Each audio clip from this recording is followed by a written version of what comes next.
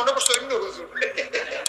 সিফা দিয়ে বইয়া থাকেন ও বর পেন হুইতালা নেই চিন্তা কর না বইয়া থাকেন পরে কইতাছি